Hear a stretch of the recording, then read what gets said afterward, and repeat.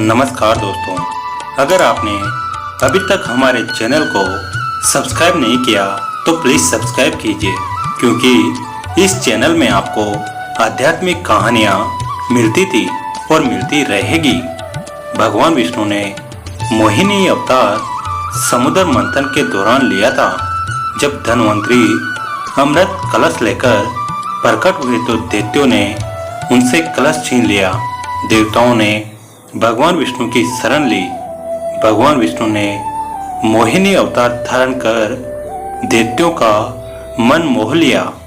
दैत्य स्वयं मोहिनी से कहने लगे कि सुंदरी, तुम हम सब में अमृत वितरण कर दो।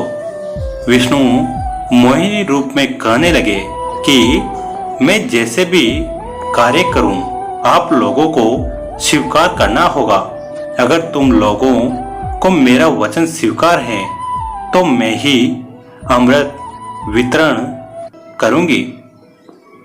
दैत्य मोहिनी के रूप में इतने आसक्त थे कि उसने अमृत देवताओं को पिला दिया, लेकिन वे कुछ बोल ही नहीं पाए। जब भगवान शिव को सूचना मिली कि भगवान विष्णु ने देवताओं को मोहिनी धारण कर अमृत पिलाया है और उन्होंने भगवान के मोहिनी रूप की प्रशंसा की, तो विष्णु जी से मिलने माता पार्वती के साथ गए। भगवान शिव ने विष्णु जी की स्तुति की और कहने लगे कि मैं आपके मोहिनी रूप के दर्शन करना चाहता हूँ, जिसे देखकर दैत्य अमृत पान करना भूल गए थे।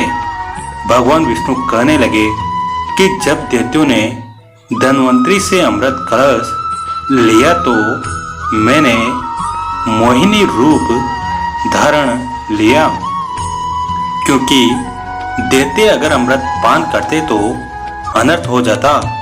इसलिए मैंने मोहिनी अवतार धारण कर लिया, उन्हें मोहित कर दिया और अमृत अपने हाथों में लेकर देवताओं को पिला दिया। भगवान शिव को अपना मोहिनी रूप दिखाने के लिए विष्णु जी वहां से अंतर्ध्यान हो गए। भगवान शिव देखते हैं सुंदर वन में एक मनमोहक कन्या हाथ में गेंद उछालती हुई जा रही है। उस पर परम सुंदरी को देखकर भगवान शिव, जो कामदेव के शत्रु थे, मोहित हो गए और उसके स्त्री के और आकर्षित होकर उधर दौड़े।